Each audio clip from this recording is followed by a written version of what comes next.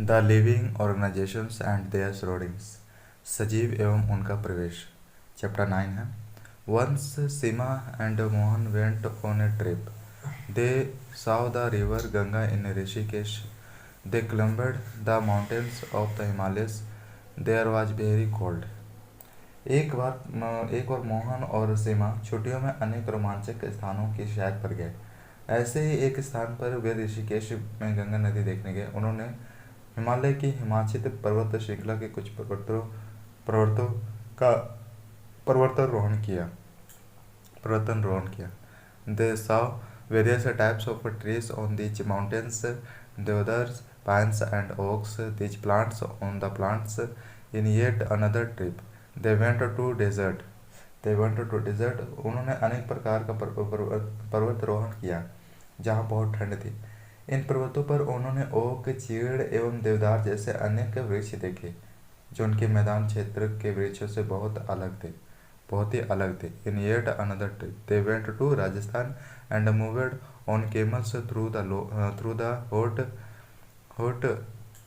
hot desert. They collected various types of cactus plants from this trip. At last they went on a visit to Puri and visited the sea beach and looked the rows of Koshrina trees. While recollecting all the fun that they had on these trips, a thought came in their mind. एक और अभियान में उन्होंने राजस्थान की यात्रा की एवं ऊँट पर उष्ण मरुस्थल भी घूमे और यहाँ से उन्होंने नागफनी के अनेक प्रकार के पौधे एकत्र किए। अंत में वे पुरी गए और उन्होंने समुद्र तट की सैर की और वहाँ केजुरायण के वृक्ष की कतार देखी। इन स्थानों के भ्रमण के रोमांचक एवं उल्लासपूर्ण क्षणों का स्मरण करते हुए while relocating, a thought came in their mind. All these places of trips were so different from one another. Some were cold, some were very hot and dry, and some places are so humid. However, most of them had many organizations or living creatures of different types.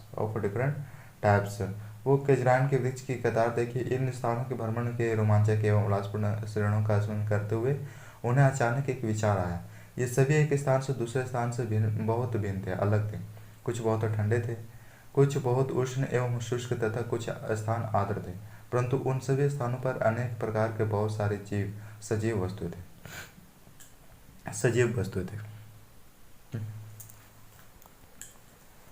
They tried to think of a place on earth where there may not be any organizations. Mohan thought of places near his home. Inside his home, he looked the doors and cupboards. He had thought that there may not be any living organizations in his house, but he saw one tiny spider in the cupboard outside the home too. He could think of any place where he did not find any living creatures of some kind or the other. उन्होंने यह जानने की कोशिश की कि क्या पृथ्वी पर कोई ऐसा भी स्थान है जहाँ कोई भी जीव नहीं पाया जाता। और मोहन ने अपने घर के आसपास के स्थानों का ध्यान किया। घर के अंदर उसने अलमारी एवं दरवाजों को देखा। उसने सोचा था कि इनमें से कोई सजीव नहीं होगा, परंतु उसे एक छोटी सी मकड़ी नजर आई। घर से बाहर भी वह किसी ऐसे स्थान के बारे में नहीं सोच पाया जहाँ किसी न किसी प्रकार जीव न पाए जाते हो। सीमा started reading about far away places. She read in her book that the people have searched tiny living organizations in the opening of volcans. बारे में देखिए, घर से बाहर भी वह किसी ऐसे स्थान के बारे में नहीं सोच पाया जहाँ किसी न किसी प्रकार के जीव न पाया जाता हो। और सीमा ने दूर दूर के स्थानों के विषय में पढ़ना एवं सोचना प्रारंभ किया। उसे पता लगाया कि लोगों ने तो ज्वालामुखी के मुख मुहाने में भी सूक्ष्म जीवों की खोज निकाला है। Organizations and the surrounding where they live, सजीव एवं उनका प्रवेश। Another view that occurred to Seema and Mohan was about the types of living creatures that were present in different places that they had visited. that they had visited. सीमा और मोहन के मस्तिष्क में एक और विचार आया। जिन स्थानों की उन्होंने सैर की थी वहाँ किस प्रकार के जीव पाए जाते हैं। मरुस्थल में ऊँट थे, पर्वत पर बकरी एवं याक थे। पुरी के समुद्र तट पर केकड़े एवं अनेक प्रकार की मछलियाँ थी। The deserts had camels and had camels. The mountains had yak and goats. Puri had some other organizations, crabs on the beach and different kinds of fish being caught by the fishermen at the seal. And there were also present some creatures like ants, the kinds of plants found in each of these areas were so different from the plants of the other areas. What about the environments in these different areas were they the same? केकड़े एवं अनेक प्रकार की मछलियाँ थी जिन्हें मछुआरा पकड़ रहे थे। साथ ही चींटियों जैसे अनेक प्रकार के जीव इन सभी स्थानों पर उपस्थित थे।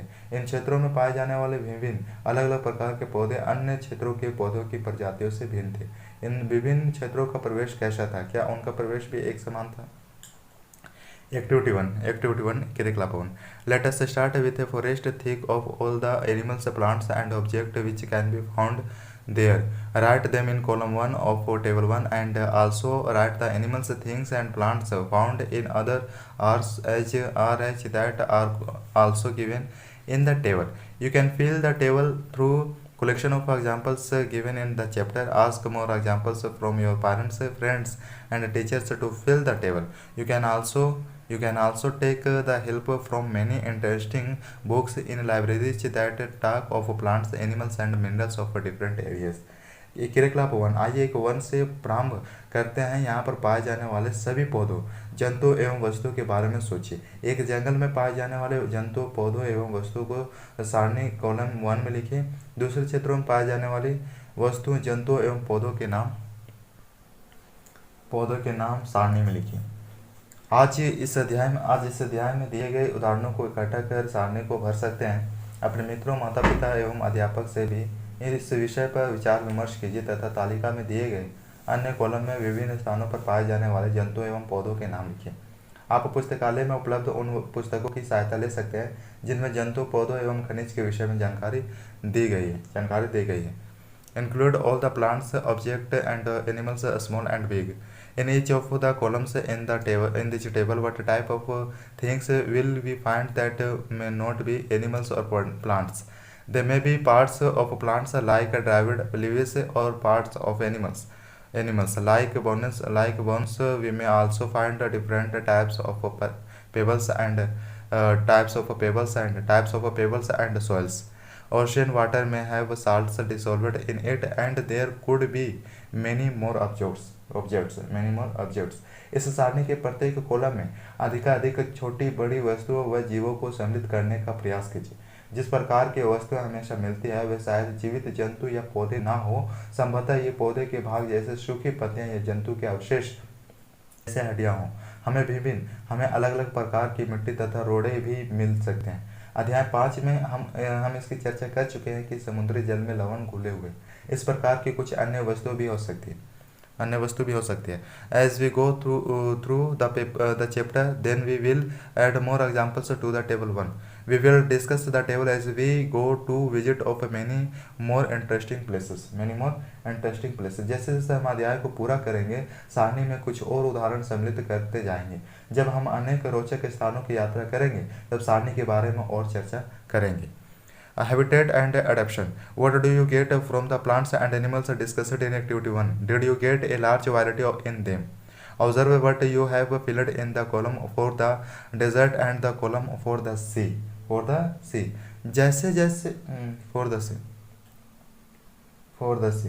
आवास एवं अनुकूलन। क्रियाकलाप 1 में आपके द्वारा सूचीबद्ध किए गए पौधों एवं जंतुओं से आपको क्या मिला? क्या आपको अनेक प्रकार के सजीव मिले? तालिका के मरुस्थल वाले कॉलम और समुद्र वाले कॉलम को ध्यान से देखिए। In table 1, did you find very different types of organizations in these two columns? What is the environment of these two regions? ध्यान से देखिए कि आपको प्रतीत होता है कि इन दोनों कॉलम के जीव बहुत अलग अलग प्रकार के ऐसा प्रतीत होता है। In the sea animals and plants live in saline salty water. Most of the organisations use the air dissolved in water. इन दोनों क्षेत्रों में किस प्रकार का प्रवेश है? समुद्र में जंतु तथा पौधे लवणीय जल खरे पानी में रहते हैं तथा श्वसन के लिए जल में विलय वायु ऑक्सीजन का उपयोग करते हैं। A very little water is available in the desert. We find there very hot in the day time and very cold at night. The plants and animals of the desert live on the desert soil and get air from the surroundings to breathe. मरुस्थल में जल बहुत कम मात्रा में उपलब्ध होता है। मरुस्थल दिन में बहुत गर्म एवं रात में ठंडा होता है। मरुस्थल में पाए जाने वाले पौधे एवं जंतु भूमि पर रहते हैं एवं श्वसन के लिए आसपास की वायु का उपयोग करते हैं। The desert and the sea have very different surroundings and we find very different types of animals and plants, isn't it? Let us see two very different types of organizations from the sea and the desert, a fish and a camel.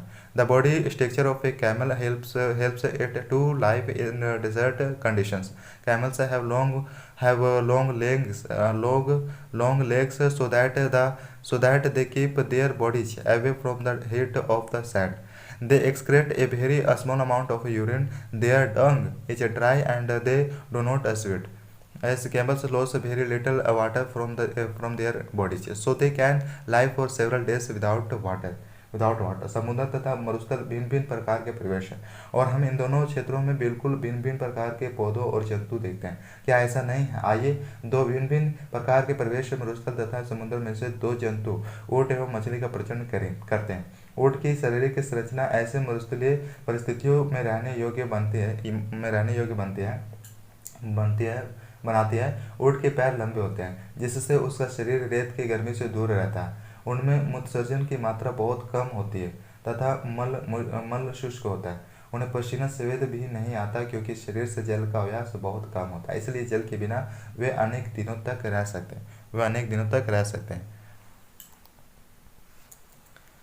Let us observe different kinds of fish. There are so many types of fish, but do you observe that they all have something common in their shape? All the fish have the streamlined shape.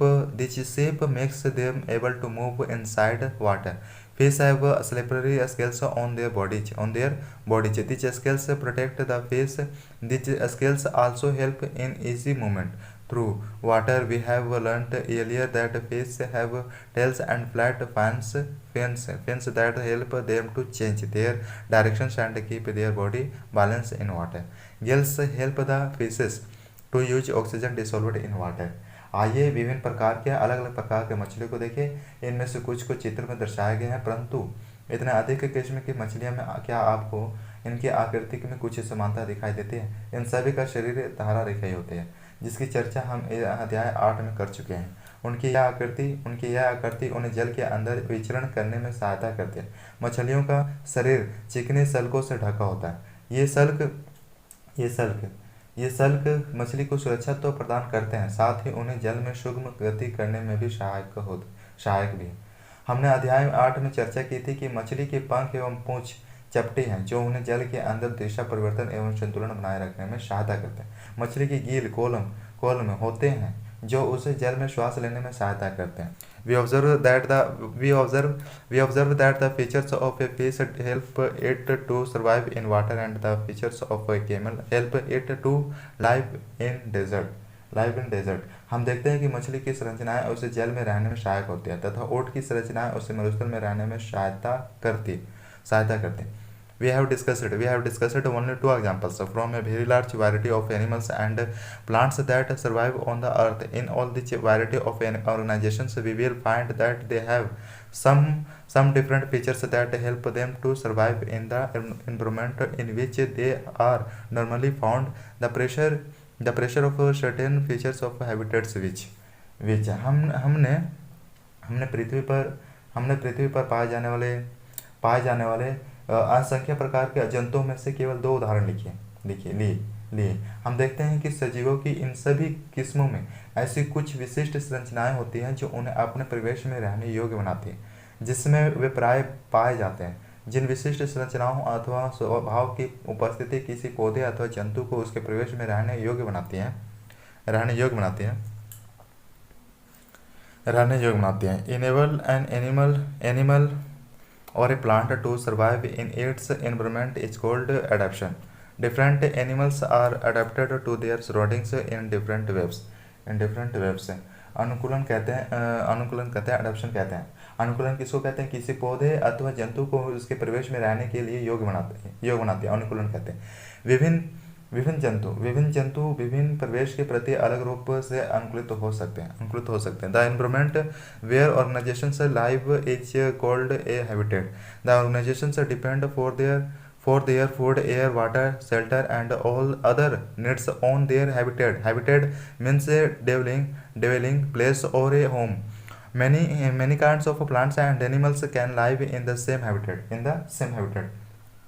किसी सजीव का वह प्रवेश जिसमें वह रहता है उसका आवास कहलाता है, हैबिटेट कहलाता है। अपने भोजन, वायु, शरण स्थल एवं अन्य आवश्यकताओं के लिए जीव अपने आवास पर निर्भर रहता है। आवास का अर्थ है वास स्थान, एक घर। विभिन्न प्रकार के पौधे एवं जंतु एक ही आवास में संयुक्त रूप में रह सकते हैं। The animals and plants that live on land are called terrestrial habitats. A few examples of terrestrial habitats are grasslands, forests, deserts, mountain and coastal regions. On the other hand, the habitats of animals and plants that survive स्थल जमीन पर पाए जाने वाले पौधे एवं जंतुओं के आवास को स्थलीय आवास कहते हैं, टेरेस्ट्रियल हैबिटेट्स कहते हैं। वन, घास के मैदान, मरुस्थलीय तट एवं पर्वतीय क्षेत्र स्थलीय आवासों के कुछ उदाहरण हैं। जलाशय, दलदल, झील, नदियां एवं समुद्र जहां पौधे एवं जंतु जल में रहते हैं, जलीय आवास। Water are known as aquatic habitats. Some examples of aquatic habitats are ocean, swamps, rivers, lakes, and ponds. There are large variations. There are large variations in deserts, grasslands, forests, coastals, and mountain regions situated in different parts of the world. Above line is also true for all aquatic habitats as well.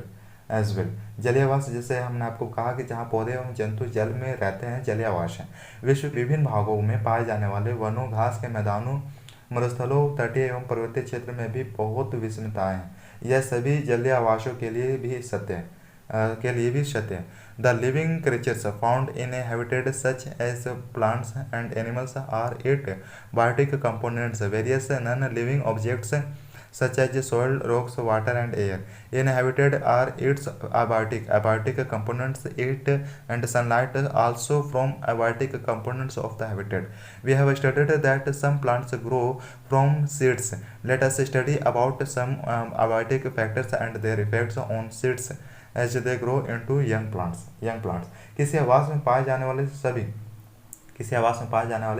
सभी जीव जैसे कि पौधे एवं जंतु उसके जैव घटक है। चट्टान, मिट्टी, वायु एवं जल जैसे अनेक निर्जीव वस्तु आवास के अजैव घटक है। सूर्य का प्रकाश एवं ऊष्मा भी प्रवेश के अजैव घटक है। We have studied that some plants grow from seeds. Let us study about some abiotic factors and their effects on seeds as they grow into young plants. Young plants के बारे में जानते हैं। हम जानते हैं कि कुछ पौधे बीजों से उगते हैं। आइए बीज के अंकुरण से नए पौधे के बनने की प्रक्रिया में कुछ अजैव कारकों की भूमिका का अध्ययन करें। There are some changes which can happen in some organizations in a short period of time to help them adjust to some changes in their environment. For example, if we live in the plains and suddenly go to high mountain areas, we may suffer from some difficulties in breathing and doing physical exercise for some days. We have doing physical exercise for some days, so we have to breathe quickly. When we are on high mountains, after a few days our body adjusts itself according to the changed conditions on the high mountain, and we cannot face any problem to breathe. Such a small changes that take place in the body of a single organizations over a short period of time are called acclimation. These changes are different from the adaptations that happens in thousands of years. अपने परिवेश में होने वाले परिवर्तनों के साथ समाजीय स्थापित करने के लिए कुछ जीवों में थोड़े समय के लिए परिवर्तन हो सकते हैं। उदाहरण के लिए, यदि हम मैदानी क्षेत्र में रहते हैं और अचानक ही उच्च पर्वतीय क्षेत्र में चले जाए तो हमें कुछ दिनों तक श्वास लेने एवं शारीरिक व्यायाम में असुविधा हो सकती है। पहाड़ पर हमें तीव्र गति से श्वास लेना पड़ता है। कुछ दिनों बाद हमारा शरीर बढ़ते हुए क्षेत्र के वातावरण के प्रति अपने आप को ढाल देता है तथा हमें श्वास लेने में भी कोई परेशानी नहीं होती। अल्प अवधि में किसी एक जीव के शरीर में होने वाले ये छोटे छोटे परिवर्तन परिअनुकूलन कहलाते हैं। यह परिवर्तन हजारों वर्षों में हुए अनुकूलन से भिन्न है। एक्टिविटी 2, क्रियाकलाप 2। Remember activity 5 in chapter 1 we made sprouts from chana and among seeds. In this activity a sprout comes out from the seeds of a moon. It means seed germinated. This was the starting of a new plant from the seed. एक क्रियाकलाप 2 है। अध्याय 1 में किए गए क्रियाकलाप 5 का स्मरण कीजिए। इस क्रियाकलाप में मूंग के बीज से अंकुर निकाल आता है, अर्थात ये अंकुरित हो गए हैं। ये बीज से एक और नए पौधे का प्रारंभ है। Take a few dry mung seeds, put the seeds in the form of a small heap aside and soak the rest in water for a day. Divide the soaked seeds into 4 parts. Put 1 part completely submerged in water for 4-5 days. Do not disturb the dry seeds of mung and those submerged in water. Put 1 part of soaked seeds in a sunny room and another part in a completely dark place like a cupboard which does not allow any light to come in.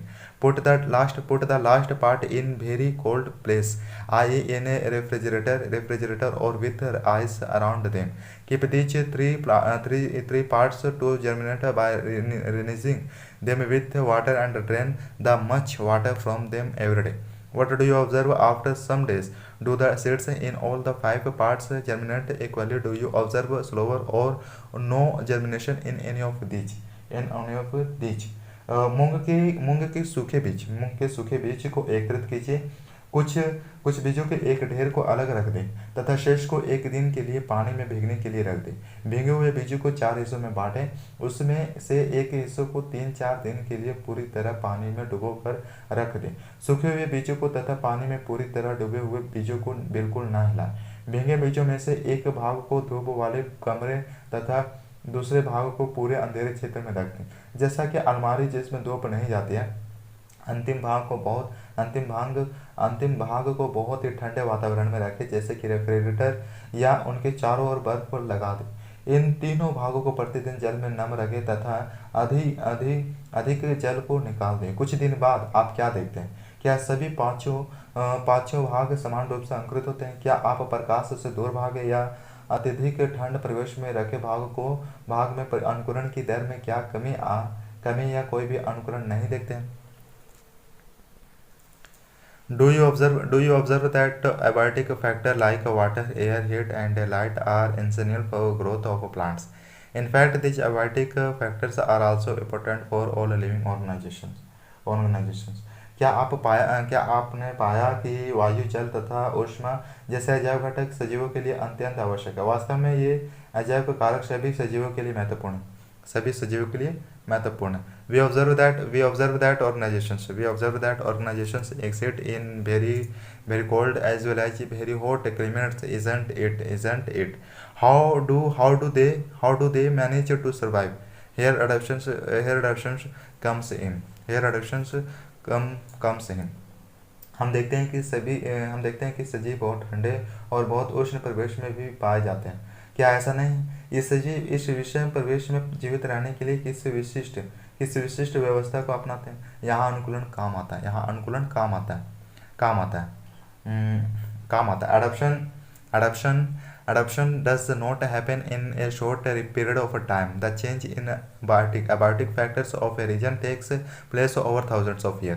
Those animals which cannot adapt themselves to these changes die out, and only adapted animals survive. Animals adapt themselves to different abiotic factors in different ways. This is the result of the variety of organizations found in different habitats. अनुकूलन अल्पकाल में नहीं होता, हजारों वर्षों की अवधि में किसी क्षेत्र के अजैव घटकों में परिवर्तन आते हैं। वे जंतु जो इन परिवर्तनों के प्रति अपने आप को नहीं ढाल पाते मर जाते हैं। केवल वे जीव ही जीवित रहते हैं जो अपने आप को बदलते परिवेश के अनुसार अनुकूलित कर लेते हैं। जंतु विभिन्न अजैव कारकों के लिए विभिन्न विधियों से अपने आप को अनुकूलित कर लेते हैं। इसका परिणाम विभिन्न आवासों में जीवों की विविधता का होना। Let us study a few habitats, their abiotic factors and the adaptations of animals to these habitats. आइए कुछ आवासों इनके अजैव घटकों एवं उसमें रहने वाले विभिन्न जीवों में अनुकूलन का अध्ययन करें। A journey through different habitats, some terrestrial habitats, desert. विभिन्न आवासों की यात्रा, कुछ स्थलीय आवास, मरुस्थल, desert मरुस्थल. We have discussed earlier about the abiotic factors of a desert and the adaptations to camels to these. What about other animals and plants that live in desert? Do they have the same type of adaptations? मरुस्थल के अजैव घटकों एवं ऊँट के अनुकूलन के विषय में हम पहले ही चर्चा कर चुके हैं। मरुस्थल में पाए जाने वाले अन्य जंतु एवं पौधों में क्या होता है? क्या उनमें भी इसी प्रकार के अनुकूलन पाए जाते हैं? There are many desert animals like rats and snakes which do not have the long legs like camel to stay away from the intense heat of the sun during the day. They live in burrows deep in the sand.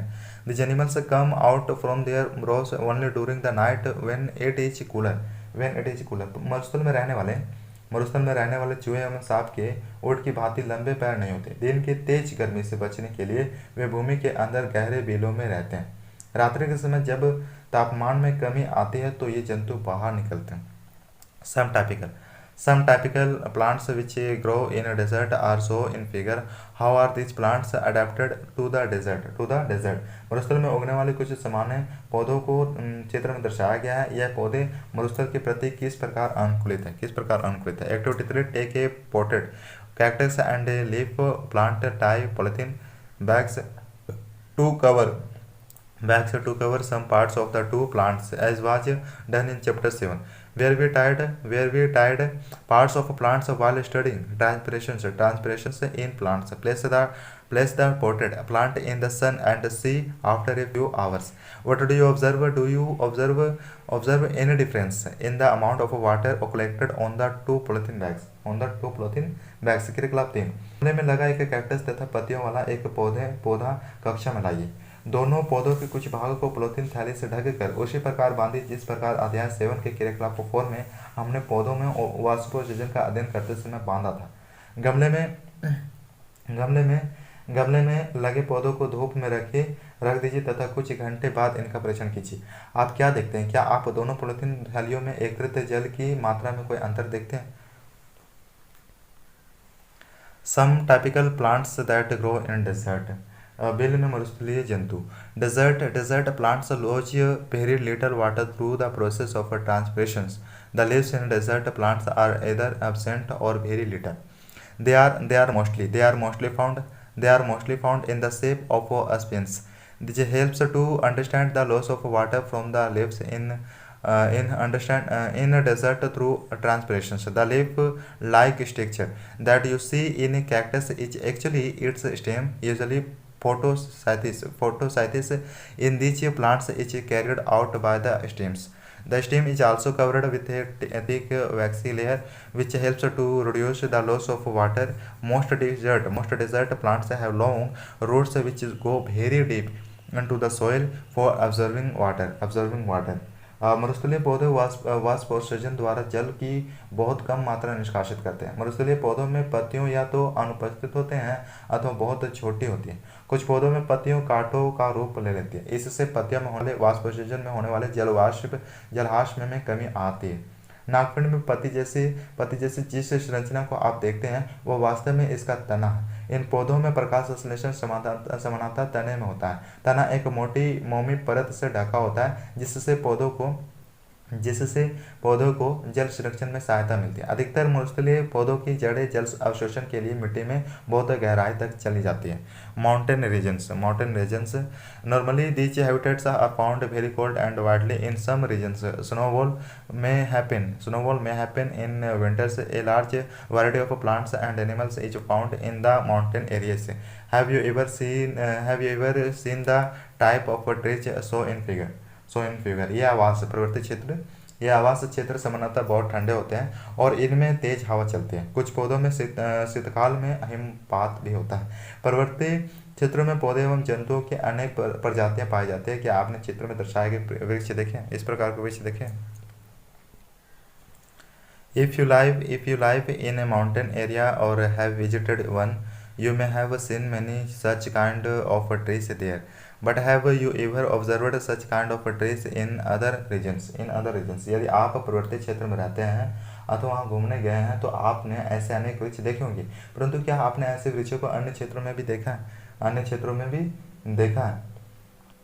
How are these trees adapted themselves to the change that takes place in their habitat? Normally these trees are cone shaped and have sloping branches. Some of these trees have needle-like leaves. This helps the snow and rainwater to fall down easily. We can find more trees with shapes very different from these trees on mountains. They may have different type of adaptations to live on the mountains. सामान्यतः शंखावार होते हैं तथा इनकी शाखाएं तिरछी होती हैं। इनमें से कुछ वृक्षों की पत्तियां सुई के आकार की होती हैं। इससे वर्षा का जल एवं हिम सरलता से नीचे की ओर घिसक जाता है। पर्वतों पर इन वृक्षों से अधिक भिन्न अलग अलग आकृति एवं आकार वाले वृक्ष भी मिल सकते हैं। पर्वत पर जीवित रहने के लिए इनमें से कुछ अन्य प्रकार का अनुकूलन हो सकता है। The animals found in the mountain areas are also adapted themselves to the conditions there. They have fur or thick skin to protect them from cold. For instance, yaks have long hair to keep them warm. Snow leopard has a thick fur on its body as shown in figures. पर्वतीय क्षेत्र में पाए जाने वाले जंतु भी वहाँ की परिस्थितियों के प्रति अनुकूलित होते हैं। उनकी मोटी त्वचा या फर ठंड से उनका बचाव करते हैं। उदाहरणतः शरीर को गर्म रखने के लिए याक का शरीर लंबे बालों से ढका होता है। पहाड़ी तेंदुओं के शरीर पर फर होते हैं। यह बर्फ पर चलते समय उसके पैरों को ठंड से बचाता है। पहाड़ी बकरी के मजबूत खुर उसे ढालाधार चट्टानों पर दौड़ने के लिए अनुकूलित बनाते हैं। This protects its feet and toes from the cold when it moves on the snow. The mountain goat has strong hooves which help to run easily on the rocky slopes of the mountains. जैसे मैंने आपको बताया कि पहाड़ी बकरी की मजबूत खुर उससे ढलाधार चट्टानों पर दौड़ने के लिए अनुकूलित बनाते हैं। As we climb up higher and higher on the mountainous regions, the change in the surroundings takes place and we see different types of adaptations at different heights. जैसे जैसे हम पर्वतीय क्षेत्रों में ऊपर चढ़ते जाते हैं, परिवेश का स्वरूप बदलता जाता है और हमें विभिन्न अलग अलग ऊंचाइयों पर पाए जाने वाले जीवों के अनुकूलन में विविधता दिखाई देती है। Grasslands घास स्थल. A lion lives in a grassland or a forest. It is a strong animal that can kill other animals like deer. Its color is a light brown. See the picture of a lion and that of a deer. How are the eyes placed in the front or on the side of a face? Lions have long claws in their front legs and a long tail. Do this physical structure of a lion helps it to survive in any way? Its light brown color helps it to hide itself in dry grasslands when it hunts for prey animals to it. The eyes in front of its face allow it to have an idea about the location of its prey. घास स्थल शेर one में अथवा घास स्थल में रहता है। तथा एक ऐसा शक्तिशाली जंतु है जो हिरण जैसे जंतुओं का शिकार कर उन्हें मारकर खा जाता है। यह मैटमैले हल्के भूरे रंग का होता है। एक शेर एवं हिरण का चित्र देखिए। इन दोनों जंतुओं की आंखें उनके चेहरे पर किस प्रकार स्थित है? क्या वे चेहरे के सामने है अथवा पार्श्व में है? पार्श्व में। शेर के अगले पैर के नखर लंबे होते हैं जिन्हें वह 5 अंगुलियों के अंदर खींचकर छिपा सकता है। क्या शेर की यह संरचनाएं उनके जीवन यापन में सहायता करती है? उनका मटमैला हल्का भूरा रंग शिकार के दौरान उसके घास के सूखे मैदान में छिपाए जाते हैं और शिकार को पता भी नहीं चलता। शिकार चेहरे के सामने की आंखें उसे वन में दूर तक शिकार खोजने में सहायक करती है। एडीर एडीर is another animal which lives in grasslands and forests. It has strong teeth for chewing hard plant stems. A deer has to know about the location of predators. Animals like lion which make it their prey in order to run far away from them and not become their prey. Its long ears make it sensitive to hear movements of predators. The eyes presented on the side of its head allow it to see in all directions for any possible danger. The high speed of the deer helps them to run away quickly from the predators. एक दूसरा जंतु हिरण है जो one या घास स्थल में रहता है। पौधों के कठोर तनों को चबाने के लिए इसके मजबूत दांत होते हैं। हिरण को अपने शिकारी शेर जैसे जंतु जो उसे अपना शिकार बनाते हैं की उपस्थिति की जानकारी आवश्यक है ताकि उसका शिकार न बन सके और वहां से भाग जाए। उसके लंबे कान उसे शिकारी की गतिविधि की जानकारी देती है। इसके सिर के पार्श्व में दोनों ओर स्थित आंखें प्रत्येक दिशा में देखकर खतरा महसूस कर सकती है। हिरण की तेज गति उसे शिकारी से दूर भागने में सहायक होती है। There are several other features of a deer, a lion, or other animals and plants that help them to live in their habitat. शेर, हिरण तथा अन्य जंतु एवं पौधों में और भी बहुत सी विशिष्ट संरचनाएं होती है जो उन्हें उनके आवास में जीवित रहने योग्य बनाती है। सम एक्वाटिक हैबिटेट्स, कुछ जलीय आवास। ओशियंस, समुद्र। We have already discussed how fish are adapted to survive in the sea. Several other sea animals have streamlined bodies to move easily in water. But there are also some other sea animals like squids and octopus, which do not have this streamlined shape. They live deeper in the ocean near the seabed. They catch any prey that comes towards them. However, when they move in water anytime, they make their body shapes streamlined. These animals have gills. Through these gills, they use oxygen dissolved in water to breathe. समुद्र में रहने के लिए मछली के अनुकूल विषय में हम चर्चा कर चुके हैं। दूसरे बहुत से समुद्री जंतुओं का शरीर भी धारा रेखा ही होता है जिससे वह जल में सुगमता से चल सकते हैं। स्क्विड एवं ऑक्टोपस जैसे कुछ समुद्री जंतुओं का शरीर आमतौर पर धारा रेखा नहीं होता। वे समुद्र की गहराई में तलहटी में रहते हैं तथा अपनी ओर आने वाले शिकार को पकड़ते हैं। जब वे जल में चलते हैं तो अपने शरीर को धारा रेखाएं बना लेते हैं। जल में श्वास लेने के लिए इनमें गिल कॉलम होते हैं। There are also some other sea animals like whales and dolphins that do not have gills. They breathe in air through blowholes or nostrils that are placed on the upper portions of their heads. This helps them to breathe in air when they swim near the surface of water. They can live for a long time inside the water without breathing. They come out to the surface time to time to breathe in air. Did you ever observe this interesting activity of dolphins in your television programming or films on ocean life? इसके बारे में पढ़ेंगे। Dolphin एवं well जैसे कुछ जंतुओं में गिल नहीं होते। ये सिर पर स्थिर नासाद्वार अथवा अवात छिद्रों द्वारा श्वास लेते हैं। ये जल में लंबे समय तक बिना श्वास दिए रह सकते हैं। वे समय समय पर समुद्री तरल जल से बाहर पर आकर श्वसन छिद्रों से बाहर निकालते एवं श्वास द्वारा स्वच्छ वायु अंदर भरते हैं। क्या आपने कभी दूरदर्शन पर अथवा समुद्री जीवन पर चलचित्र में डॉल्फिन की इस रोचक क्रिया को देखा है? Plants and lakes. Have you looked at plants growing in ponds, rivers, lakes, and even some drains? Go to a nearby pond if possible and try to draw the types of plants that are grow there. How are the stems, leaves, and roots of these plants placed? क्या आपने तालाब, झील, नदियाँ या एवं नालों में पौधों को उगे देखा?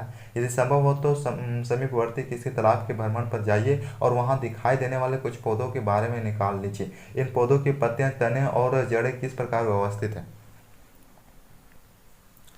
Above, some plants have their roots fixed in the soil below the water.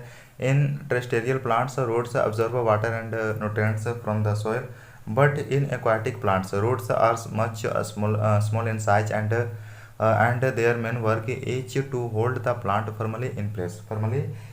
इनमें से कुछ पौधों की जड़ जलाशय की तलहटी की मिट्टी में स्थिर रहती है। स्थलीय पौधों में मिट्टी से जल एवं खनिज पोषकों के अवशोषण का महत्वपूर्ण कार्य करती है, परंतु जलीय पौधों में जड़ें आकार में बहुत छोटी होती है एवं इनका मुख्य कार्य पौधों को तलहटी में जमाए रखना होता है। The stems of these kind of plants are long, light, and hollow. The stems grow up to the surface of water, while the leaves and flowers of these plants float on the surface of the water. इन पौधों का तना लंबा, खोखला एवं हल्का होता है। तना जल की सतह तक वृद्धि करता है, जबकि पत्तियां एवं फूल जल की सतह पर प्लवण करते रहते हैं। Some aquatic plants are completely submerged inside the water. All parts of such plants grow under the water. Some plants have narrow and thin ribbon-like leaves which can bend easily in the flowing water. In some submerged plants, leaves are often highly separated with each other so that the water can easily flow without damaging them. कुछ जलीय पौधे जल में पूर्ण रूप में डूबे रहते हैं। जो ऐसे पौधों के सभी भाग जल में वृद्धि करते हैं। इनमें से कुछ पौधों की पत्तियां सक्रिय एवं पतली रिबन की तरह होती हैं, यह बहते जल में सरलता से मुड़ जाती हैं। कुछ अन्य जलमग्न पौधों में पत्तियां बहुत अधिक पत्तियां एवं सरल रिबन की तरह होती है, ये बहते जल में सरलता से मुड़ जाती है। कुछ अन्य जलमग्न पौधों में पत्तियां बहुत अधिक विभाजित होती हैं, जिससे जल इनके बीच से बहता रहता है और पत्ती को कोई क्षति भी नहीं होती। Frogs are usually found in ponds. Frogs can stay in pond and on land. They have strong and long back legs that help them in leaping and catching their prey. They have webbed legs which help them to swim in water. कुछ जैसे मेंढक के बारे में, तो हम frogs and मेंढक आमतौर पर तालाब में पाए जाने वाला एक जंतु। ये तालाब के जल एवं स्थल दोनों पर रह सकता है। इसके पश्चपाद लंबे एवं मजबूत होते हैं जो उन्हें छलांग लगाने एवं शिकार पकड़ने में सहायता करते हैं। इनके पश्चपाद में जालयुक्त पदंगुलियां होती हैं जो उन्हें तैरने में सहायता करती है। We have discussed only some common plants and animals as compared to the large variety that survive in different habitats. You may have also noticed the very large variety in plants around you when you made a herbarium, according to the suggested activities in Chapter 7. Suppose the type of variety that you could see in a herbarium of leaves of plants from all regions of the world. हमने केवल कुछ ही जंतु एवं पौधों की चर्चा की है, जबकि विभिन्न अलग अलग आवासों में रहने वाले जीवों की संख्या बहुत अधिक है। अध्याय 7 में सुझाए क्रियाकलाप के अंतर्गत जब आप पत्तियों के एल्बम तैयार कर चुके होंगे, तब तक आप पौधों के अनेक प्रजातियों के बारे में जानकारी कर चुके होंगे। कल्पना कीजिए कि यदि हम पृथ्वी के सभी क्षेत्रों में उपलब्ध पौधों की पत्तियों का एल्बम तैयार करें तो उनमें कितनी विविधता होगी। Living things around us. We went on living things around us. हमारे आसपास के जीव। We went on a trip through different habitats and discussed several plants and animals. In activity 1, we listed objects, animals, and plants in a table found in different environments. Suppose we stop a while and think. Which instances in our table are living? Let us take the examples from a forest: creepers, trees, big and small animals, birds, insects, snakes, rocks, soil, air, water, dead animals, dry leaves, moss, and mushrooms may be only a few things, and the present in the forest. Which of these are living? हमारे विभिन्न आवास क्षेत्रों की यात्रा की तथा अनेक पौधों एवं जंतु की चर्चा भी की। क्रियाकलाप 1 में हमने विभिन्न परिवेश में पाए जाने वाले वस्तुएं, पौधों एवं जंतु की सूची बनाई। कल्पना कीजिए कि यदि हम जानना चाहें कि हमारी सूची में सजीव के कौन से उदाहरण हैं। आइए 1 में पाए जाने वाले जंतु वस्तुओं के विषय में सोचें। वृक्ष वृक्ष, आरोही लता, विसर्पी लता, छोटे बड़े जंतु, पक्षी, सर्प, कीट, चट्टान, पत्थर, मिट्टी, जल, वायु, सूखी पत्तियां, मृत जंतु, छटक एवं काई, मांस, वन में पाए जाने वाली विभिन्न वस्तुओं के कुछ उदाहरण हैं। इनमें से कौन जीव है? Which of these are living? इनमें से कौन जीव है? Think of different objects that you can see around you and group them as living and non-living. In some cases, we can group them easily. Homes we know that they are not living things. Sima was reading the rhyme from Complete Nonsense written by Edward Lear. अपने चारों ओर पाए जाने वाली विभिन्न वस्तुओं के विषय में सोची तथा उन्हें निर्जीव एवं सजीव समूह में बांटी। कुछ प्रकरणों में हमारे लिए यह आसान होगा। उदाहरणतः हमारे घर की कुर्सी अथवा मेज जैसी वस्तुएं सजीव नहीं। पहले एडवर्ड लियर द्वारा रचित कंप्लीट नॉनसेंस का यह छंद पढ़ रहे थे। Set the table on the chair. You can hardly be aware how I suffer from the heat and from chimneys on my feet.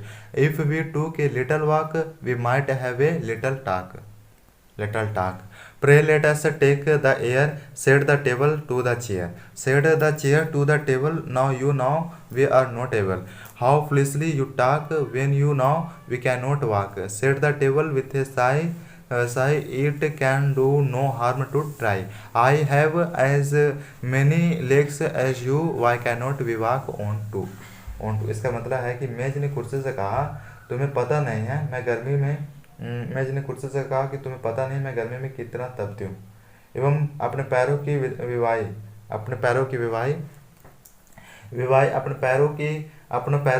विवाही से एवं यदि हम थोड़ा टहल पाते हैं, हम थोड़ा बोल पाते हैं, प्रार्थना करो हम वायु ले सके।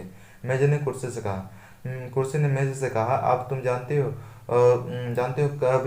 कभी हम असमर्थ नहीं हैं। तुम कैसी मूर्खतापूर्ण बात करती हो जबकि तुम जानते हो हम चल नहीं सकते। मेज ने ठंडी सांस भरते हुए कहा कोशिश करने में क्या हर्ज है। मेरे पास भी उतने पैर हैं जितने तुम्हारे पास।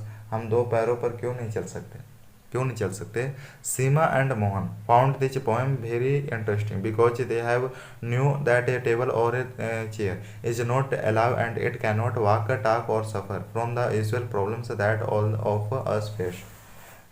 सीमा और मोहन को कविता बहुत मजेदार लगी क्योंकि वे जानते थे कि मेज और कुर्सी सजीव नहीं, अतः ये ना तो चल सकते हैं और ना बोल सकते हैं और ना ही ऐसी समस्याओं को महसूस कर सकते हैं जिनसे हम पीड़ित होते हैं। We all know that a stone, chair, table or a coin are not alive. We know that we all are alive, and similarly all the people of the world as alive animals like cats, monkeys, dogs, squirrels, insects and many others are alive. हम जानते हैं कि कुर्सी, मेज, पत्थर अथवा एक सिक्का सजीव नहीं। इसी प्रकार हम जानते हैं कि हम जीवित हैं और हमारी ही तरह संसार के सभी मनुष्य तथा कुत्ता, बिल्ली, बंदर, गिलहरी, कीट जैसे जंतु सजीव हैं। How do we know that something is living? Sometimes it is not so easy to judge.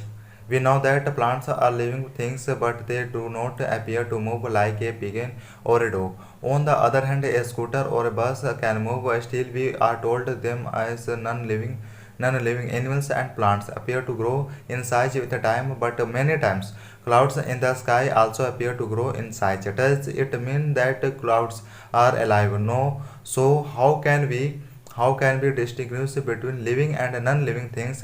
Do all living things have a few common characteristics that put them separate from the non-living? हमें कैसे पता चलता है कि कोई वस्तु सजीव है कभी कभी यह निर्णय करना इतना आसान नहीं हो पाता होता। हम कहते हैं कि पौधे सजीव हैं, परंतु वे कुत्ते अथवा कबूतर की भांति चल नहीं सकते। दूसरी ओर एक कार अथवा बस चल सकते हैं, फिर भी हम उन्हें निर्जीव कहते हैं।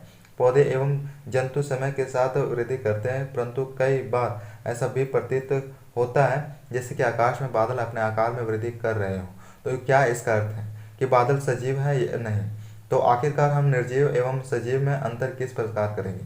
क्या सजीवों में कुछ विशेष लक्षण होते हैं और जो उन्हें निर्जीव पदार्थों से अलग करते हैं, निर्जीव पदार्थों से अलग करते हैं?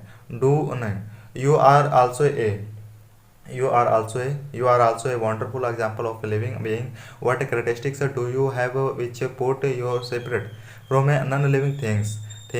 What write a few of these characteristics in your notebook. See your list and mark those characteristics which may also be found in plants and animals. क्या आपने स्वयं सजीव का एक बहुत अच्छा उदाहरण है। आप स्वयं सजीव का एक बहुत अच्छा उदाहरण है। आप में से ऐसे कौन से विशेष लक्षण हैं जो आपको निर्जीव वस्तुओं से अलग करते हैं? अपने नोटबुक में ऐसे कुछ लक्षणों के नाम लिखिए। अपनी बनाई सूची को ध्यान से देखिए एवं पता लगाइए कि कौन कौन से लक्षण अन्य जंतु अथवा पौधे में भी पाए जाते हैं। संभवतः इनमें से कुछ लक्षण सभी सजीवों में से एक समान है। Perhaps a few characteristics from these are found common to all living things. संभवतः इनमें से कुछ लक्षण सभी सजीव वस्तुओं में से एक समान है। Do all living things need food. In chapter इसका मतलब हुआ क्या सभी सजीवों को भोजन की आवश्यकता होती है। In chapter 1 and 2 we have read that all living things need food and what is essential to animals and to us. We have also studied that plants make their own food with the help of their leaves through the methods of photosynthesis. Animals depend for their food on plants and other animals. अध्याय 1 एवं 2 में हमने यह जाना कि सभी जीवों को भोजन की आवश्यकता होती है। भोजन हमारे लिए एवं विभिन्न जंतुओं के लिए नितांत आवश्यक है। हमने यह भी सीखा है कि पौधे प्रकाश संश्लेषण के द्वारा अपना भोजन स्वयं बनाते हैं। जंतु भोजन के लिए पौधों अथवा अन्य जंतुओं पर निर्भर रहते हैं। Food gives energy to the organizations to grow. Organizations also need this energy for other life activities that happen inside them. भोजन सजीवों को उनकी वृद्धि के लिए आवश्यक ऊर्जा प्रदान करता है। सजीवों को उनके अंदर वाले अन्य जैव प्रक्रमों के लिए भी ऊर्जा की आवश्यकता होती है। Do all living things show growth? Does the shirt you had 5 years back still fit you? You cannot wear it on your body anymore, isn't it? You have become taller during this year. इसका मतलब समझना है कि do all living things show growth. क्या सभी जीवों में वृद्धि परिलक्षित होते हैं? क्या 4 वर्ष पुराना क्या 4 वर्ष पुराना कुर्ती आपको अभी भी ठीक आता है? इसे आप अब और नहीं पहन सकते। क्या ऐसा नहीं है? इन वर्षों में आप लंबे हो गए। You may not feel in it, but you are growing all the time and after some years you will become an adult. नहीं, इन वर्षों में आप लंबे हो गए। आपको इसका अभ्यास नहीं हो रहा है, लेकिन आप में हर समय वृद्धि हो रही है और कुछ वर्ष बाद आप वयस्क हो जाएंगे। Animal children also grow and become adults. You would surely have observed pups of a dog grow into adults. A chicken hatched from an egg grows into a cock or a hen. जंतुओं के बच्चे भी वृद्धि कर वयस्क हो जाते हैं। आपने अवश्य देखा होगा कि कुत्ते के पिल्ले वयस्क हो जाते हैं। एक अंडे से अस्पुष्टित होकर चूजा मुर्गी का बच्चा वृद्धि करके मुर्गी अथवा मुर्गा में परिवर्तित हो जाता है। Plants also grow say around you a particular type of plants. Some of these are very small and young. Some are grow. They may be in different stages of growth. See the plants after some days and weeks. You may find that a few of them have big size. Growth looks to be common to all living things. जैसे मैं आप जानते हो कि पौधे में वृद्धि करते हैं अपने चारों ओर पाए जाने वाले विभिन्न प्रकार अलग अलग प्रकार के पौधों का अवलोकन कीजिए। इनमें से कुछ बहुत छोटे तथा नवजात हैं तो कुछ विकसित हैं। ये सभी वृद्धि की विभिन्न अलग अलग स्थितियों में हो सकते हैं। कुछ दिनों और कुछ सप्ताह बाद पौधों को देखिए, आप देखेंगे कि उनकी लंबाई में वृद्धि हुई है। वृद्धि सभी सजीवों में होती है।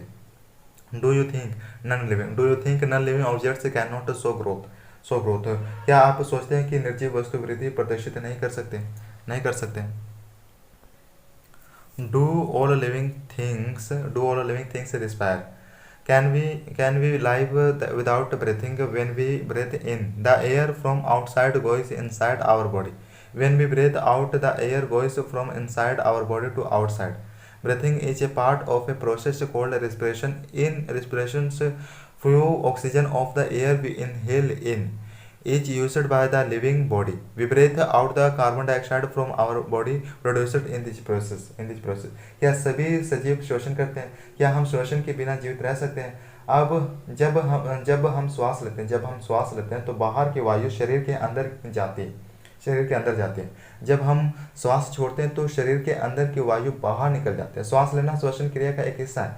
श्वसन में अंदर ली गई वायु की ऑक्सीजन की कुछ मात्रा का उपयोग होता है। इस प्रक्रिया में बनी कार्बन डाइऑक्साइड को हम श्वास द्वारा बाहर निष्कासित कर देते हैं। The process of breathing in animals like dogs, buffaloes, lions, cows, or cats is similar to humans. See any one of these animals while they are taking rest and observe the movement of their abdomen. This slow movement shows that they are breathing. गाय, भैंस, कुत्ता तथा बिल्ली जैसे कुछ जंतुओं में श्वसन क्रिया मनुष्य की तरह ही होती है। इनमें से किसी भी जंतु का विश्राम की अवस्था में परीक्षण कीजिए तथा उसके उदर की गति पर ध्यान दीजिए। यह मंद गति उनके श्वास लेने की क्रिया को दर्शाती है। Respiration is essential for all living organizations. Our body finally gets energy from the food it takes through respirations.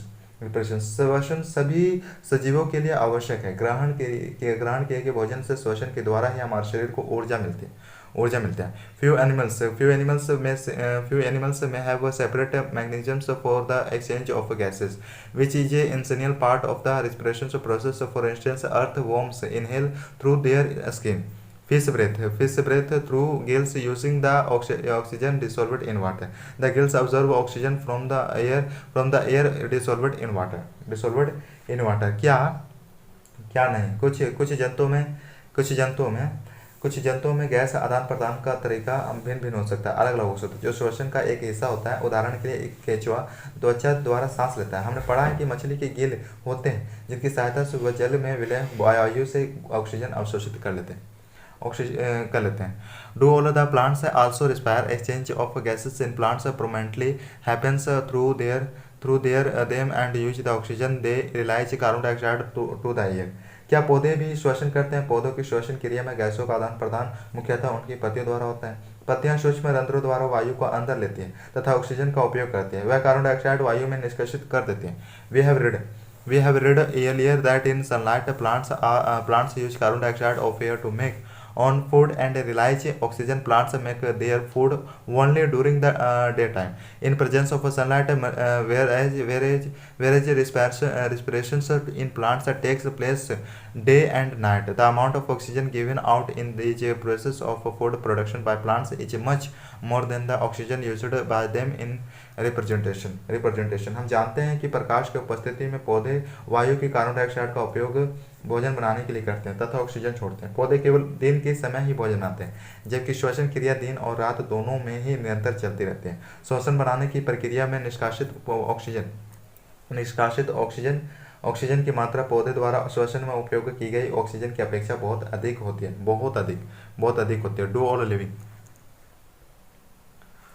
Do all living things respond to stimuli? इसका मतलब हुआ क्या सभी सजीव उद्दीपन के प्रति अनुक्रिया करते हैं? How do you respond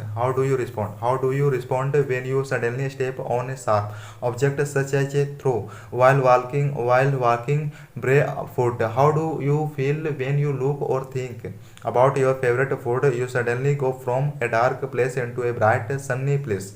What happens? जब आप नंगे पैर टहल रहे हो तथा आपके पैर अचानक ही किसी कांटे अथवा नुकीले वस्तु पर पड़ जाए तो आप किस प्रकार अनुक्रिया करेंगे? जब आप अपने प्रिय व्यंजन को देखते हैं अथवा उसके विषय में सोचते हैं तो क्या अनुभव होता है? What happens? Your eyes shut down themselves automatically. You automatically for a moment till they adjust themselves to the changed conditions. Your favorite food, a throw and bright light in the above conditions are some examples of changes in your environment. In your environment, all of us respond quickly to such changes. Changes in our environment that makes us respond to them are called stimuli. आप जिस प्रकार बोले कि क्या अनुभव होता है, आप अंधेरे अंधेरे स्थान से अचानक तेज धूप में आते हैं तो क्या होता है, आपकी आंखें स्वतः ही कुछ क्षण के लिए बंद हो जाती है जब तक कि वह तेज प्रकाश की आवश्यकता नहीं हो जाती। आपका प्रिय व्यंजन तेज प्रकाश एवं काटा उपस्थिति उपरोक्त स्थितियों में आपके बाह्य वातावरण में होने वाले परिवर्तनों के कुछ उदाहरण हैं। हम इन सभी प्रकार के परिवर्तनों के प्रति अनुक्रिया करते हैं। वातावरण में होने वाले इन परिवर्तनों को उद्दीपन कहते हैं, उद्दीपन स्टिमुली कहते हैं। Do animals also respond? Do animals also respond to stimuli? Notice the behavior of animals. When you serve food to them, do you find them becoming active immediately on looking the food? When you go towards a bird, what does it do? Wild animals run away when bright light is flashed on them. Similarly, cockroaches start to move to their hiding places when the light in the kitchen is switched on. Can you give a few more instances of responses of animals to stimuli? क्या दूसरे जंतुओं में भी उद्दीपन के प्रति अनुक्रिया होती है? खाना देते समय जंतु पशु के व्यवहार को ध्यान से देखिए। क्या वे भोजन देखते ही अचानक अधिक चेतन नहीं हो जाते? जब आप एक चिड़िया की ओर कदम बढ़ाते हैं तो वह क्या करते हैं? जब जंगली जानवरों पर तीव्र प्रकाश डालते हैं तो वे भाग खड़े होते हैं। इसी प्रकार यदि रात्रि में आप रसोई घर में बल्ब प्रदीप्त कर देते हैं तो कॉकरोच अचानक अपने छिपने के स्थान में भाग जाते हैं। क्या आप जंतुओं में उद्दीपन के प्रति अनुक्रिया के कुछ और उदाहरण दे सकते हैं? Do plants also respond to stimuli? Some plants flower bloom only at night. In a few plants flowers close after sunset. In a few plants like mimosa, commonly called as touch me not. Leaves fold or close when someone touches them. These are few instances of responses of plants towards changes in their surrounding. क्या पौधे भी उद्दीपन के प्रति अनुक्रिया दर्शाते हैं? कुछ पौधे के पुष्प केवल रात्रि के समय ही खिलते हैं। कुछ पौधे के पुष्प सूर्यास्त के बाद बंद हो जाते हैं। छुई मुई गुलमेहंदी के पौधों की पत्तियां छूने पर अचानक मुरझा सिकुड़ जाती हैं। यह पौधों में उद्दीपन के प्रति अनुक्रिया के कुछ उदाहरण हैं। Activity 4. Put a potted plant in a room at a very little distance from a window through which sunlight enters during the day. Regularly give water to the plant for a few days. Does this plant grow upright like plants out in the open ground? If it is not growing upright, look the direction in which it bends. Do you realize it may be in response to some stimulus? All living objects respond to changes around them. क्रियाकलाप 4. Activity 4. एक कमरे की खिड़की जिससे दिन के समय सूर्य का प्रकाश आते हो के पास एक पौधा गमला रखें। कुछ दिनों तक पौधों को नियमित जल देते रहें। क्या पौधा खुले स्थान पर रखे पौधों की तरह सीधा ऊपर की ओर वृद्धि करता है? यदि यह सीधा वृद्धि नहीं करता है तो ज्ञात कीजिए यह किस ओर मुड़ता है। आपके विचार में क्या यह कृषि उद्दीपन के प्रति अनुक्रिया है? सभी सजीव वस्तुएं अपने परिवेश में होने वाले परिवर्तनों के प्रति अनुक्रिया दर्शाती है। लिविंग ऑर्गेनाइजेशंस एंड एक्सक्रेशन इसमें इसका मतलब हुआ सजीव में उत्सर्जन। All living objects take food. They don't use all food that is eaten. Only a part of food is utilized by the body. What happens to the rest? This has to be excreted. The body has wastes. Our body also makes some wastes in other life processes. The process of removing these wastes from body by the living organizations is known as excretion. सजीवों में और surgeon सभी सजीव भोजन करते हैं। Okay, सभी सजीव भोजन करते हैं। जीव इस ग्रहण किए हुए भोजन की संपूर्ण मात्रा का उपयोग नहीं करता। आहार का केवल कुछ ही भाग जीव के शरीर द्वारा उपयोग में आता है। भोजन के बचे हुए शेष भाग का क्या होता है? वे इसे अपशिष्ट के रूप में शरीर से बाहर निकाल देते हैं। विभिन्न अलग अलग जैव प्रक्रियाओं के फलस्वरूप हमारे शरीर में कुछ अपशिष्ट पदार्थ उत्पन्न होते हैं उत्पन्न होते हैं। सजीवों द्वारा इन अपशिष्ट पदार्थों के निष्कासन के प्रक्रम को उत्सर्जन कहते हैं। उत्सर्जन कहते हैं। उत्सर्जन कहते हैं। Do all plants also excrete? Yes, they do, but the mechanisms of excretion in plants are a little different. Some poisonous or harmful materials are produced in plants as waste. Some plants find it possible to store the waste products within their specific parts in a way that they do not harm the plant as a whole. Some plants get rid of waste products as excretion. Excretion is another characteristic common to all living objects. क्या पौधों में भी उत्सर्जन होता है? हाँ, पौधे भी उत्सर्जन करते हैं, परंतु उनमें इस प्रक्रम का ढंग कुछ अलग है। पौधों में कुछ हानिकारक अथवा विषैल पदार्थ उत्पन्न होते हैं। कुछ पौधों में यह अपशिष्ट पदार्थ पौधे की कुछ विशेष भागों में संग्रहित किए जाते हैं, जिससे पौधों को कोई हानि नहीं पहुंचती। कुछ पौधों में अपशिष्ट पदार्थों का निष्कासन स्राव के रूप में होता है। Excretion is another characteristics common to all living object. उत्सर्जन सजीवों का एक दूसरा सामान्य लक्षण है। Do all living things reproduce their own kind? क्या सभी सजीव प्रजनन करते हैं? Have you ever looked nests of a few birds like pigeons? Several birds lay their eggs in the क्या आपने कभी कबूतर अथवा किसी पंक्षी के नीड़ घोंसले देखे? वे नीड़ में अंडे देते हैं। Nest, some of eggs may hatch and small young birds come out of these. वे नीड़ में अंडे देते हैं। कुछ अंडे प्रस्फुटित होते हैं तथा उनसे छोटे छोटे बच्चे बाहर निकल आते हैं। Animals reproduce their own kind. The process of reproduction may be different in different animals. जंतु प्रजनन द्वारा अपने समान संतान उत्पन्न करते हैं। विभिन्न जंतुओं में प्रजनन का ढंग अलग अलग होता है। कुछ जंतु अंडे देते हैं जिनसे शिशु निकलते हैं। कुछ जंतु शिशु को जन्म देते हैं। Few animals give birth to their young ones through eggs, while some animals give birth to the young ones. Plants also reproduce like animals. The mode of reproduction may be different in different plants. Many पौधे भी प्रजनन करते हैं। जंतुओं की तरह पौधे में भी प्रजनन के तरीके भिन्न हैं। बहुत से पौधे बीजों द्वारा प्रजनन करते हैं। पौधे बीज उत्पादित करते हैं। हम उन्हें अंकुरित करके नए पौधे उगा सकते हैं। Plants reproduce through seeds. We can germinate these and can grow new plant seeds. कुछ पौधे बीज के अतिरिक्त अपने कायिक भागों द्वारा भी नए पौधे उत्पन्न करते हैं। उदाहरणतः आलू की कलिका वाले भाग से नया पौधा बनता है। Some plants also reproduce through other parts excluding seeds. For instance, a part of a potato with a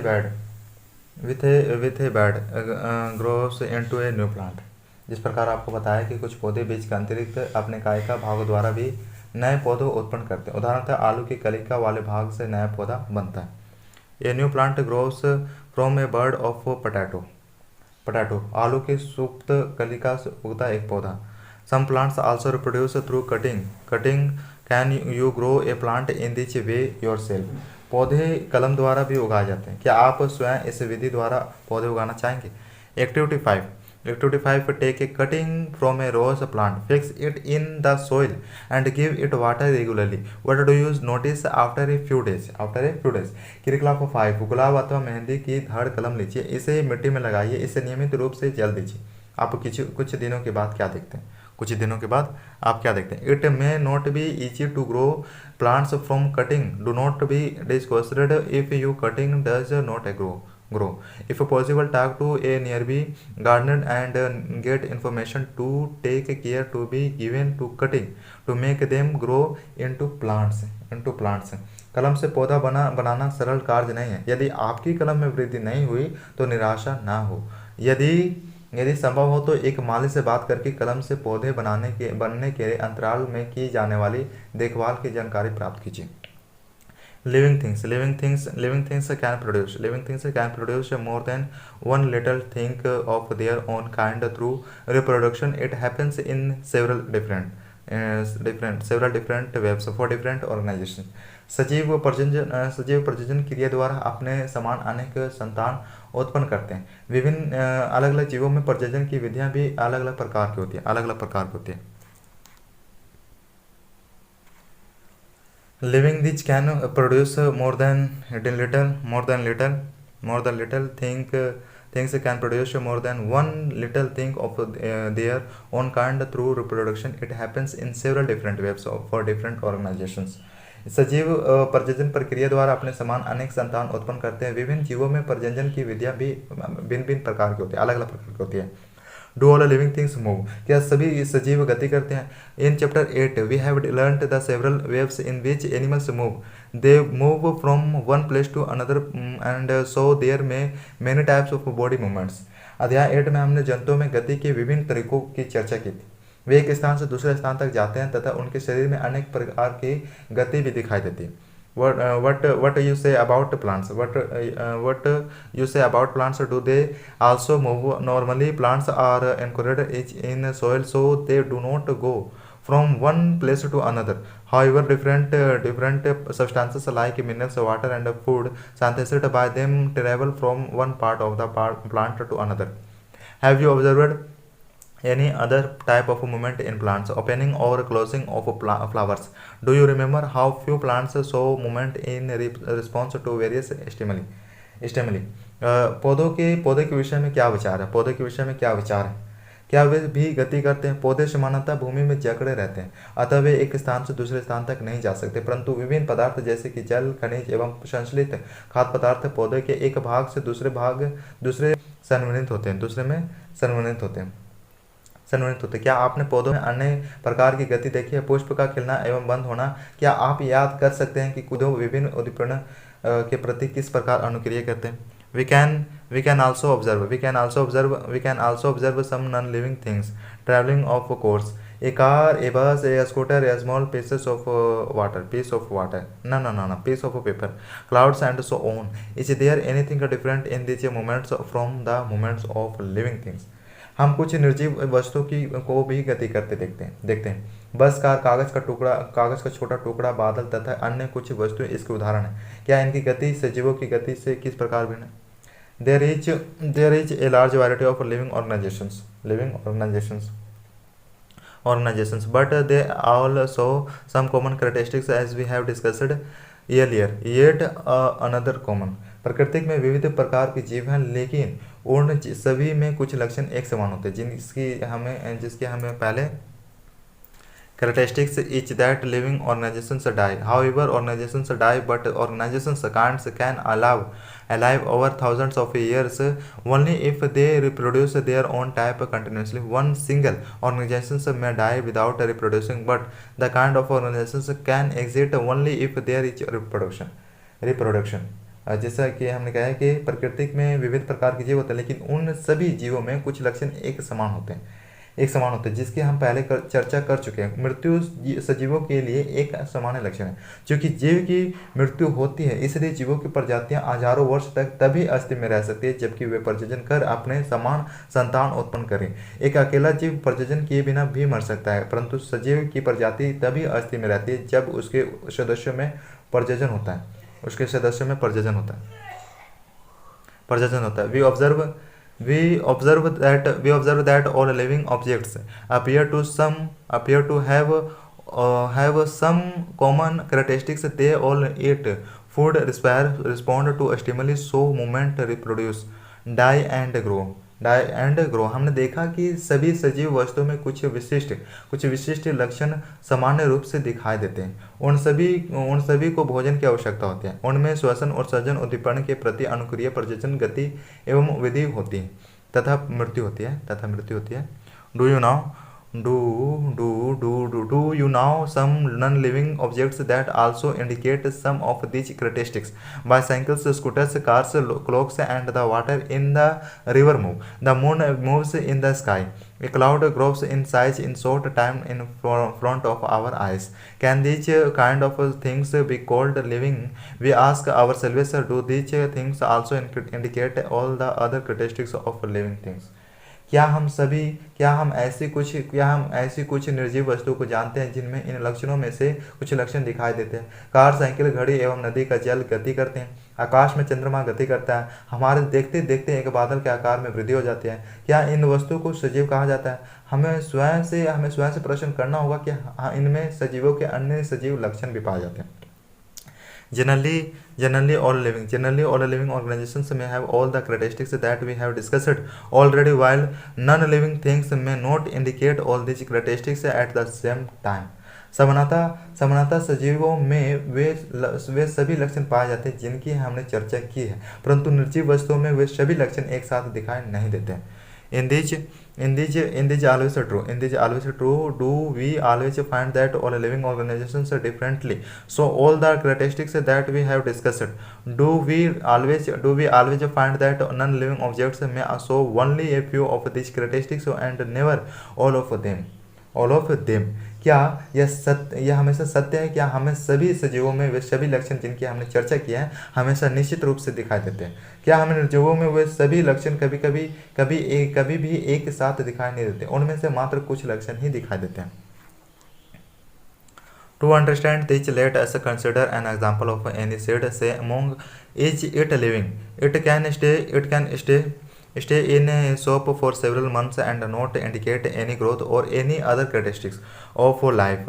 But when we bring the same seed and plant it in soil, give it water regularly, then it turns into a whole plant. Did the seed need food? Did it excrete, reproduce or grow when it was kept in the soap for many months?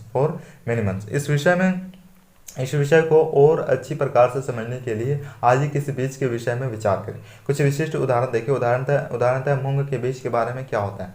क्या यह जीवित है?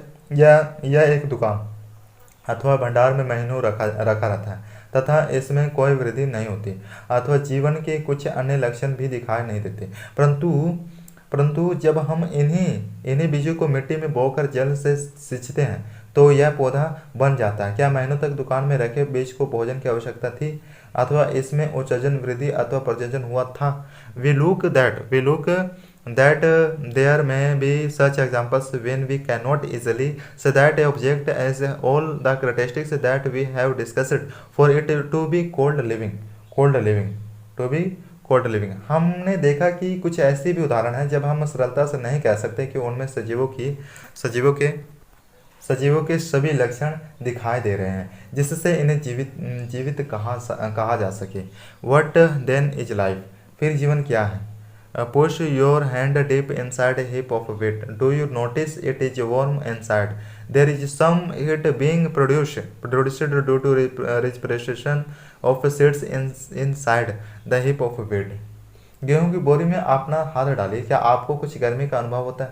गेहूं की बोरी में कुछ गर्मी उत्पन्न होती है। यह गर्मी बीजों के श्वसन के कारण उत्पन्न हुई है। We find that respiration is a process that happens in seeds even when some other life process may not be active. हमने देखा कि बीजों में श्वसन की क्रिया उस समय भी चलती रहती है जबकि अन्य जन प्रक्रम उतने सक्रिय नहीं होते, उतने एक्टिव नहीं होते हैं। In may not be very easy to answer our question what is life, but observing all the diversity of living beings surrounding us we can conclude that life is beautiful. संभवतः हमारा प्रश्न आखिर जीवन क्या है का उत्तर देना इतना सरल नहीं हो सकता, परंतु हमारे अपने चारों ओर पाए जाने वाले जीवों की विविधता को देखकर अचानक ही मुंह से निकल जाता है कि जीवन सुंदर है। समरी सारांश। The environment where animals and plants live is called their habitat. किस स्थान की प्रवेश जिसमें पौधे, जंतु एवं अन्य जीव रहते हैं उनका आवास कहलाता है। Many kinds of animals and plants में live in the same habitat. विभिन्न प्रकार के पौधे एवं जंतु एक ही आवास में एक साथ रह सकते हैं। The presence of certain habitats and features which enable a plant और an animal to survive in a specific habitat is called adaptation. पौधों और जीवों के विशिष्ट लक्षण एवं स्वभाव जो उन्हें एक आवास विशेष में रहने के लिए अनुकूल बनाते हैं अनुकूलन कहलाता है।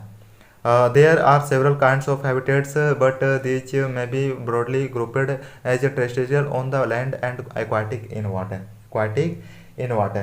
आवास अनेक प्रकार के होते हैं, परंतु सामान्यतः इन्हें स्थलीय जमीन पर एवं जलीय आवास जल में वर्गीकृत किया जाता है।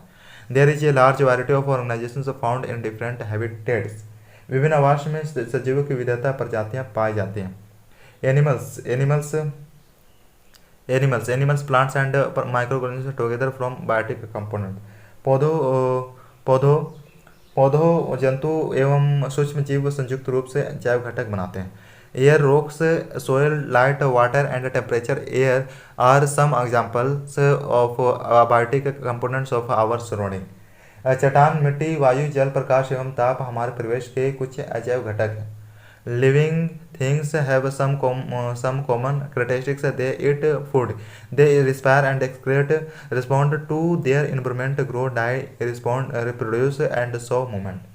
सजीव वस्तु के कुछ सामान्य लक्षण हैं। उन्हें भोजन की आवश्यकता होती है। वे श्वसन और सृजन, पर्यावरण की प्रतिक्रिया, प्रति अनुक्रिया, प्रजनन, वृद्धि एवं